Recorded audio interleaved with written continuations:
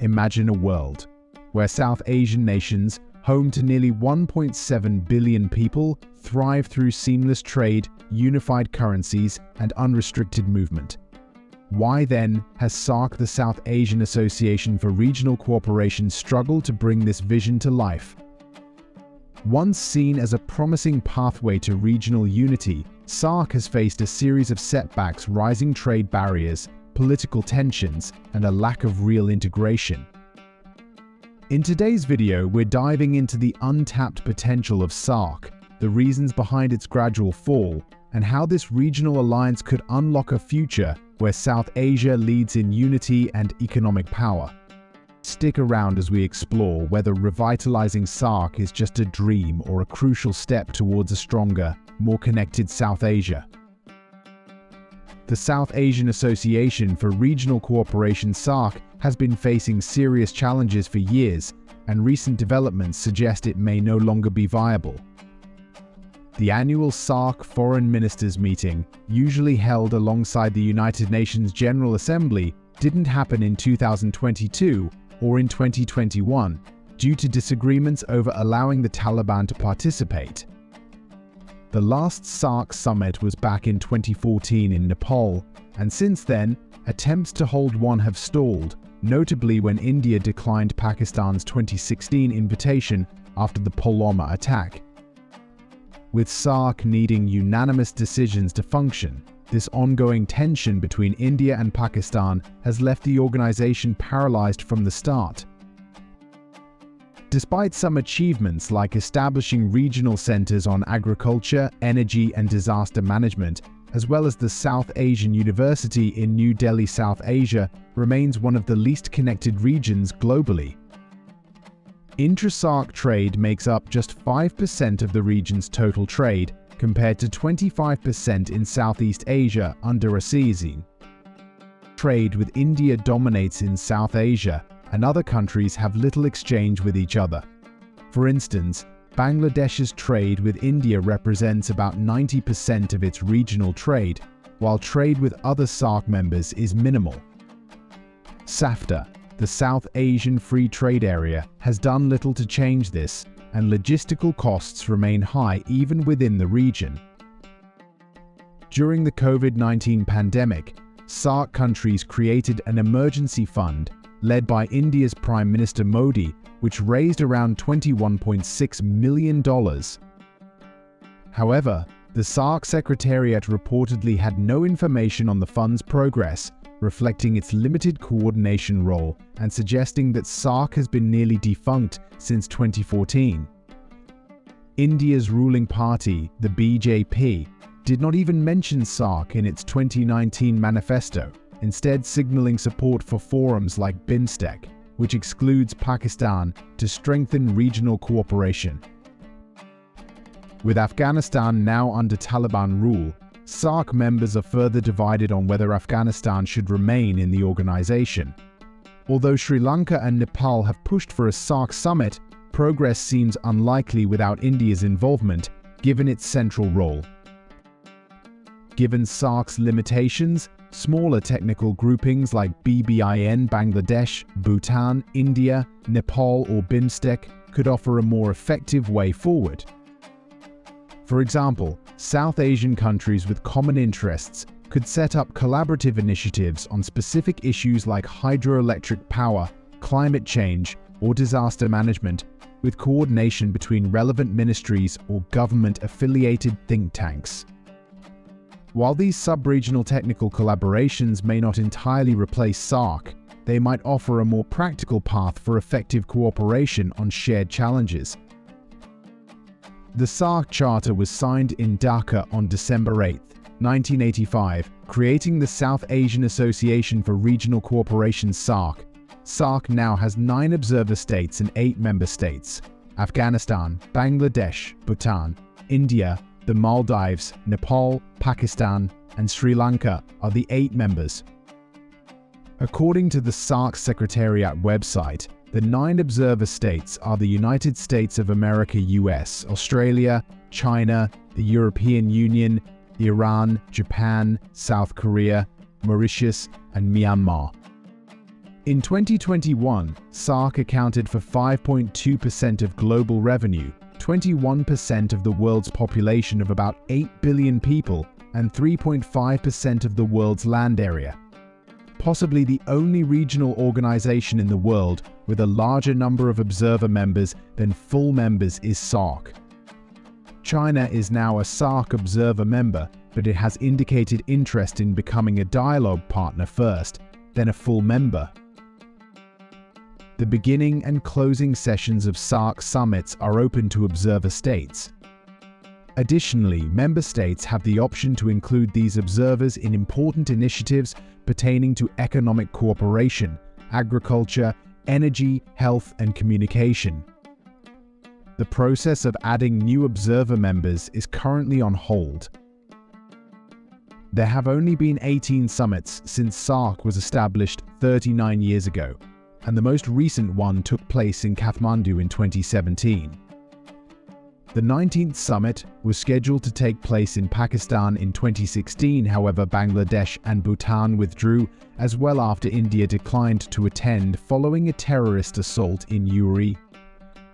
The escalation of tensions between India and Pakistan has made it difficult for SAARC to achieve its initial goals, which prioritize regional peace and development. Former Indian Foreign Secretary Jaishankar once called SAARC a jammed vehicle, and Pakistan's then Prime Minister Nawaz Sharif stated that it had survived but not fully succeeded. This strained dynamic has prompted some to wonder whether SAARC is still a viable organization yet. A split South Asia would struggle to establish its influence on the world economic arena, emphasizing the continued need for regional cooperation. The current political situation in Afghanistan is a key impediment to South Asian economic integration. There is still no consensus, not just in South Asia but across the world, about recognizing the Taliban as the legitimate government of Afghanistan. The Taliban takeover of Kabul on 15 August 2021 has left China also in a dilemma. China now shares a border with a country ruled by a militant organization, the Taliban. Geopolitically, China is also one of the closest strategic allies of Pakistan. As the rest of the world withdrew from Afghanistan, China now finds itself in an influential position, handling a number of inter-regional relationships. The relationship between Pakistan and Afghanistan itself has been undergoing tumultuous changes. Pakistan urged the international community not to place severe sanctions on Afghanistan in the early months following the Taliban's takeover. The honeymoon period was brief, and since then, Pakistan-Afghan relations have deteriorated. Because of the significant increase in terrorist attacks in Pakistan since the Taliban took over Afghanistan, Pakistan had to reconsider its stance toward its former partner. The Taliban have expressed a desire to strengthen their relationship with India and are currently fighting for more autonomy from Pakistan. It appears that the Taliban are interested in having India train its soldiers. Pakistan now faces the added difficulty of preventing India from building a presence in Afghanistan. Furthermore, Pakistan's Gwadar port, which is financed by China, may become less significant as a result of the Taliban's backing for Iran's Chabahar port project. Rapid changes are also occurring in the political and economic environment of the world. Sheikh Hasina's exit from office has marked a pivotal shift in Bangladesh's regional relationships, notably impacting India and Pakistan. For over a decade, Hasina maintained close ties with India, aligning on security and economic initiatives that benefited both nations. Under her leadership, Bangladesh cooperated with India on counter-terrorism efforts, facilitated transit routes to India's northeastern states, and prioritized economic agreements under India's Neighborhood First policy. Her departure, however, has led to political uncertainty, especially as anti-India sentiments have surfaced among segments of Bangladesh's population. India now faces the challenge of navigating relations with an interim government that may re-evaluate agreements set up under Hasina's administration. Meanwhile, Pakistan sees an opportunity to reset its strained relationship with Bangladesh. Hasina's stance on Pakistan was historically antagonistic, influenced by issues stemming from the 1971 Liberation War. With the potential rise of opposition groups like the BNP, which has been more open to relations with Pakistan, Islamabad hopes to re-establish diplomatic and economic ties, leveraging this shift to balance India's influence. These changes could invite more engagement from other regional powers, including China, making Bangladesh a focal point for South Asian geopolitics. According to the Asian Development Bank's February 2023 Asian Integration Report, South Asia ranks near the bottom in regional integration, alongside Central Asia. This Regional Integration Index, which measures areas like trade and investment, finance, infrastructure connectivity, production networks, technology and digital connectivity, environmental cooperation, and institutional frameworks, reveals limited exchange of goods, capital, and ideas within South Asia. In fact, the South Asian Association for Regional Cooperation SAARC lags behind the Central Asian Regional Economic Cooperation CAREC in fostering integration. Past studies also highlight similarly low levels of cross-border investment, movement of people, and exchange of technology and ideas across South Asian nations, reflecting the slow progress of regional collaboration under SAARC. Even within neighboring SAARC countries, connectivity remains inadequate. Challenges with regional rail corridors persist due to technological inconsistencies, such as different rail gauges, braking systems, and incompatible rolling stock. Additional hurdles include insufficient loop lengths, missing border links, limited infrastructure at key intersections, bridge load restrictions, lack of coordination on gauge conversion, and limited capacity in certain corridors. Although South Asia has 25 ports, only 10 serve as significant regional hubs, and maritime transportation faces considerable challenges. Issues such as limited capacity, siltation affecting channel depths, and outdated cargo and ship handling equipment hinder the efficiency of many of these key ports.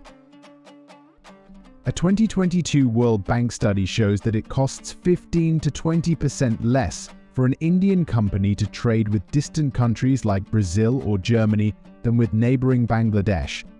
The study also indicates significant untapped trade potential, about 93% for Bangladesh, 76% for Nepal, and 50% for India.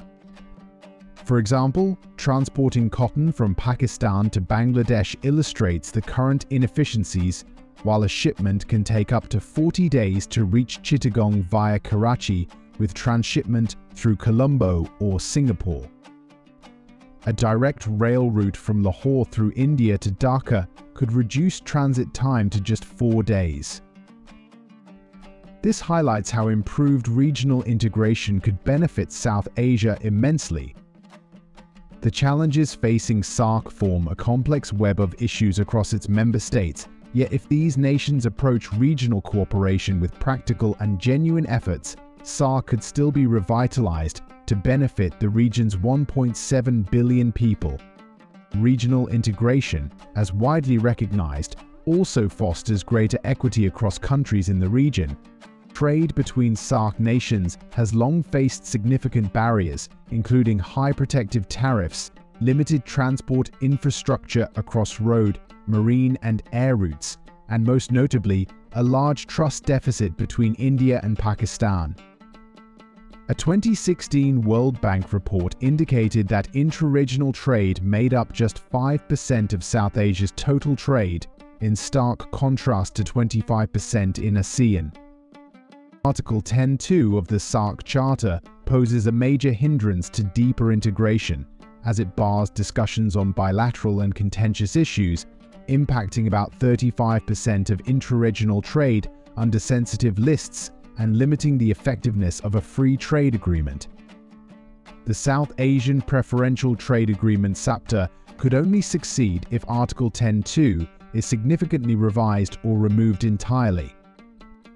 Intra-regional trade within SAARC is far below its potential, accounting for less than 5% of the total trade, a figure that is considerably lower than the 35% in East Asia and 60% in Europe. The Economic and Social Commission for Asia and the Pacific ESCAP reported in 2016 that South Asia's intra-regional trade was less than one-third of its potential, estimating a possible value of $81.2 billion, which could have more than doubled to $172 billion by 2020. High trade costs, limited supply capacities, poor border trade facilitation, and a range of non-tariff barriers explain the region's low levels of intra-regional trade. In fact, it is 20% cheaper for India to trade with Brazil than with neighboring Pakistan. SAARC may be unique among regional organizations in maintaining higher trade barriers within the region than with countries outside of it. Protection indices measuring tariffs and non-tariff barriers are substantially higher in South Asia when it comes to trading with neighbors for India and Pakistan. These indices are 9 and 6 times higher, respectively, for intra-regional imports compared to imports from outside the region. As a result, many South Asian nations enjoy more favorable trade terms with distant economies than with nearby countries. Despite recent tariff reductions, non-tariff measures like para-tariffs have erected further trade barriers. Bangladesh's average tariff, for example, rose from 13.3% to 25.6% in 2016/17 with para-tariffs, while Sri Lanka's rose from 10.8% to 22.4%. For certain products, para-tariffs combined with customs duties lead to protection rates between 40% and 80%. Inadequate air connectivity also constrains trade in high-value, low-volume goods across the region, with limited airline connections, except between India and Sri Lanka. Although India initially planned to provide duty-free access to SAARC goods by 2016, these commitments remain unfulfilled. India and Pakistan, akin to the role France and Germany played in European integration, must work towards reducing the trust deficit within SAARC. National security can still be maintained at borders while facilitating smoother movement of goods and services. Introducing a Made in SAARC trademark could be a practical step in promoting regional trade. This initiative could initially apply to selected goods with strong complementarities among SAARC countries, building on the regional standards body for quality assurance. A Made in SAARC label would serve as an appealing method to accelerate trade integration in the region. SAARC countries should seriously consider using their own currencies for intra-regional trade transactions. India, for instance, already permits payment in rupees for its exports to nations like Nepal and Bhutan. A regional system where each country accepts the other's currency for exports and imports could be beneficial. For example, if India imports goods from Bangladesh, it would pay in Indian rupees, while exports to Bangladesh would be paid for in Bangladeshi taka. A challenge with this system could be the potential for competitive currency devaluations. Drawing on Europe's experience, SAARC countries could establish a reasonable exchange rate band not too tight nor too broad. During the initial stages, some trial and error might be necessary, applying the snake in the tunnel approach, which would maintain currency parity within a controlled range among SAARC members, allowing limited flexibility for exchange rates to fluctuate within the set band. A third strategy for SAARC countries could involve adopting an inflation-targeting monetary policy with similar inflation targets across member countries. Given the comparable development levels within SAARC, the commodity structures and their weightings in inflation measurements are likely to align across the region. This approach would lead each country's monetary policy along similar paths, resulting in exchange rates that trend similarly within SAARC. Nations could join this policy framework gradually, following a mutually agreed timeline. An intra-regional payment system based on this policy could also encourage capital account openness within the region, promoting intra-regional capital flows. While short-term adjustments would be needed to support such a payment system, a learning period would allow member countries to gradually adapt to this exchange rate mechanism. India, as the largest SAARC economy, could assist with these transition costs, for instance, by helping countries with foreign exchange interventions to uphold an inflation-targeted monetary policy. Alternatively, SAARC members could draw from a pooled fund or create a new regional fund to absorb these short-term costs. The SAARC Finance Initiative, established in 1998 and formally recognized at the 2002 SAARC Summit in Nepal, could play a critical role in stabilizing intra-regional exchange rates. It provided financial support during the pandemic, with India extending credit lines to neighboring countries. Recently, in 2020 to 2021, SAARC Finance launched SAARC Finance SINC, a portal designed to connect central banks within the region. The immediate goal should be to stabilize exchange rates across SAARC, potentially moving toward a unified currency over the medium term, possibly by 2025 to 2010. India's Reserve Bank Deputy Governor Patra highlighted SAARC's potential for economic growth, noting the region's rich natural resources, human capital, and market access. He emphasized the need to update the 2016 SAARC Regional Cooperation Roadmap to meet current needs with specific milestones for SAARC finance. Notably, the RBI is committed to expanding regional cooperation in digital finance, with its Payment Vision 2025 aiming to extend real-time gross settlement (RTGS), National Electronic Funds Transfer (NEFT), Unified Payment Interface (UPI), and RuPay cards internationally. India and Bhutan, for instance, have partnered on RuPay cards, enabling Bhutanese banks to issue these cards locally. South Asian nations were far more connected during British colonial rule, but that integration has declined since independence. Back then, people moved more freely across the region. However, complex post-independence developments, including conflicts like the India-Pakistan wars, have hindered people-to-people interactions, reinforcing distrust and negative stereotypes among nations. To address this, SAARC countries should strive to forgive past conflicts and rebuild the shared cultural ties within South Asia. A SAARC visa program could greatly enhance regional unity, drawing inspiration from successful models like the European Union's or ASEAN's approach. A crucial step would be establishing direct flights between all SAARC capitals, as the lack of such connections limits people's mobility across the region. The benefits of direct air links are evident in the improved connectivity between India and Sri Lanka, established as part of their 2000 Free Trade Agreement, which has greatly facilitated travel and interaction between the two nations. While a SAARC visa exemption program was introduced in 1992, it remains restricted to a small group of dignitaries. Additionally, the lack of direct flights between SAARC countries hampers regional foreign investment, production networks, and supply chains. It also limits intra-regional trade in services, tourism, education, and medical services. Strict restrictions on cross-border movement also reduce the region's potential to attract international tourism. After establishing direct flights among SAARC nations, implementing a SAARC visa that could be issued by any member country would be highly beneficial. Strong security measures could remain in place at immigration and emigration checkpoints, but the visa would enable people to travel across neighboring countries more freely. Enhancing people-to-people connections could significantly boost SAARC's integration efforts. Moreover, international tourists would likely be drawn to explore a region unified by diverse landscapes, from historical monuments and rich rivers to sprawling plains and majestic mountains. A model of open border trade between India and Bangladesh demonstrates how people-to-people interactions can foster regional integration.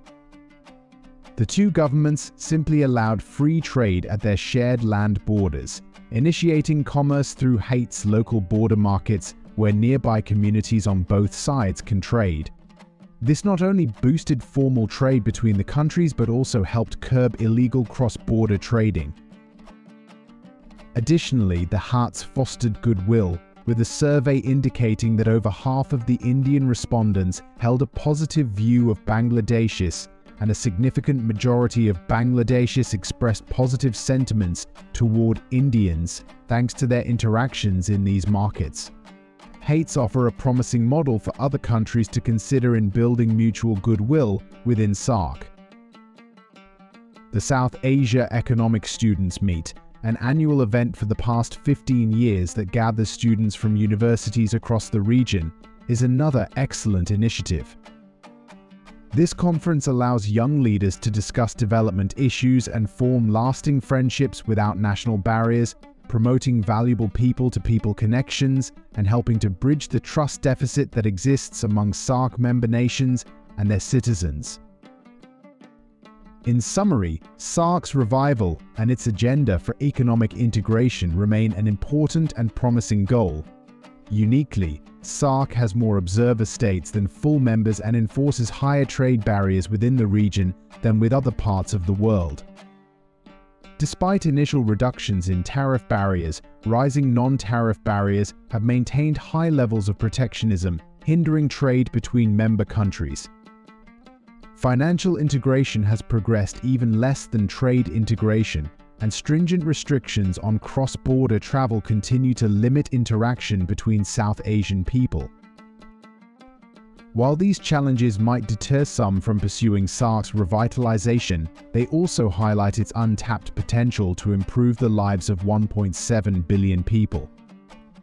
Global experience has shown that regional integration is mutually reinforcing. Countries that trade together are less likely to engage in conflict, and those with a shared currency or stable exchange rates experience stronger economic ties.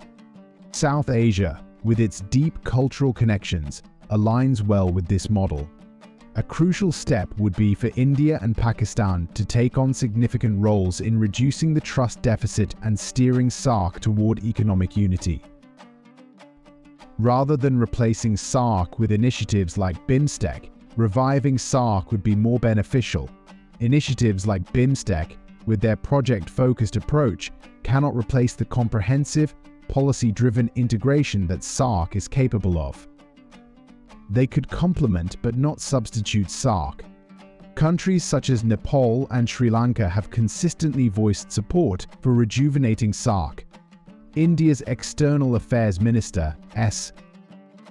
Jaishankar, also recognized the promise in BIMSTEC, but questioned its ability to fully replace SAARC's broader objectives. Some argue that elevating China to full membership could reinvigorate SAARC. However, India has reasonably maintained that SAARC's existing members should focus on deepening their own integration first before considering this expansion. This balanced approach suggests that while China's inclusion might be possible in the future, the organization's immediate focus should remain on its own internal challenges. Revitalizing SAARC is essential for South Asia's economic growth and progress. Prime Minister Modi recently noted that a truly Asian century requires stronger integration among South Asian and Indian Ocean nations. Moving from this vision to action could turn SAARC into a key platform for promoting the universal brotherhood emphasized in India's G20 presidency. If SAARC remains unable to address its issues with Pakistan and Afghanistan, an alternative could be for the remaining 6 members to establish a new forum, tentatively called the South Asian Regional Integration Forum (SAARC). This new forum would adopt SAARC's original objectives with a focus on integration rather than cooperation. Drawing from SAARC's decades-long experience, SAARC could streamline or eliminate the sensitive list and incorporate practical reforms. Adding integration to the forum's name would emphasize a deeper commitment among the 6 members. With significant change on the horizon, it is clear that SAARC must evolve to stay relevant.